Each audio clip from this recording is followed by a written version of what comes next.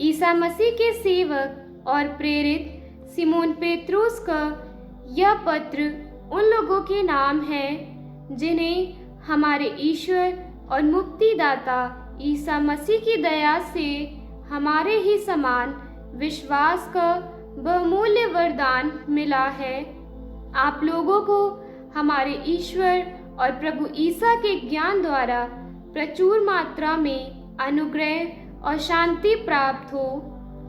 उनके ईश्वरीय सामर्थ्य ने हमें वह सब प्रदान किया जो भक्ति में जीवन के लिए आवश्यक है और हमको उनका ज्ञान प्राप्त करने योग्य बनाया है, जिन्होंने हमें अपनी महिमा और प्रताप द्वारा बुलाया। उन्होंने उस महिमा और प्रताप द्वारा हमारे लिए अपनी अमूल्य और महती प्रतिज्ञाओं को पूरा किया है।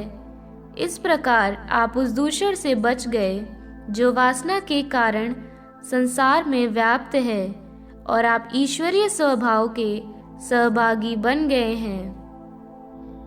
इसलिए आप पूरी लगन से प्रयत्न करते रहें कि आपका विश्वास सदाचरण से, आपका सदाचरण ज्ञान से, आपका ज्ञान संयम से, आपका संयम धैर्य से, आपका धैर्य भक्ति से, आपकी भक्ति भातृभाव से और आपका भातृभाव प्रेम से युक्त हो। यदि ये गुण आप लोगों में विद्यमान है और बढ़ते जाते हैं तो ये हमारे प्रभु ईसा मसीह का ज्ञान प्राप्त करने में आपको निष्क्रिय एवं असफल नहीं होने देंगे।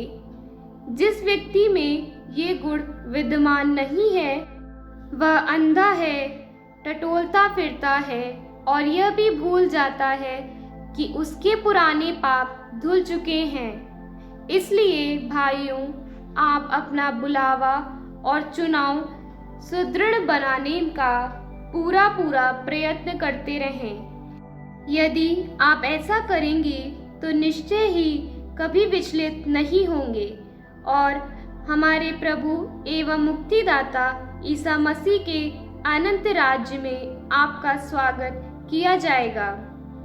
यद्यपि आप लोग ये बातें जानते हैं और प्राप्त सत्य में दृढ़ बने हुए हैं, फिर भी मैं इनका स्मरण दिलाता रहूंगा। जब तक इस शरीर में विद्यमान हूँ, आप लोगों को स्मरण दिलाता रहना अपना कर्तव्य समझता हूँ, क्योंकि मैं जानता हूँ कि मुझे शीघ्र ही इसे छोड़ देना है, जैसा कि हमारे प्रभु ईसा मसीह ने मुझे बताया है।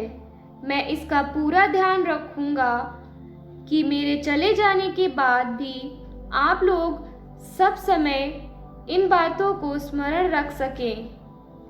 जब हमने आप लोगों को अपने प्रभु ईसा मसीह के सामर्थ्य तथा पुनरागमन के विषय में बताया तो हमने कपट कल्पित कथाओं का सहारा नहीं लिया, बल्कि अपनी ही आंखों से उनका प्रताप उस समय देखा जब उन्हें पिता परमेश्वर से सम्मान तथा महिमा प्राप्त हुई और भव्य ऐश्वर्य में से उनके प्रति एक वाणी यह कहती हुई सुनाई पड़ी, यह मेरा प्रिय पुत्र है, मैं इस पर अत्यंत प्रसन्न हूँ। जब हम पवित्र पर्वत पर उनके साथ थे तो हमने स्वयं स्वर्ग से आती हुई यह वाणी सुनी।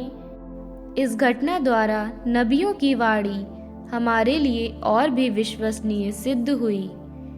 इस पर ध्यान देने में आप लोगों का कल्याण है, क्योंकि जब तक पौ नहीं फटती और आपके हृदयों में प्रभात का तारा उदित नहीं होता, तब तक नबियों की वाणी अंधेरे में चमकते हुए दीपक के सदृश है।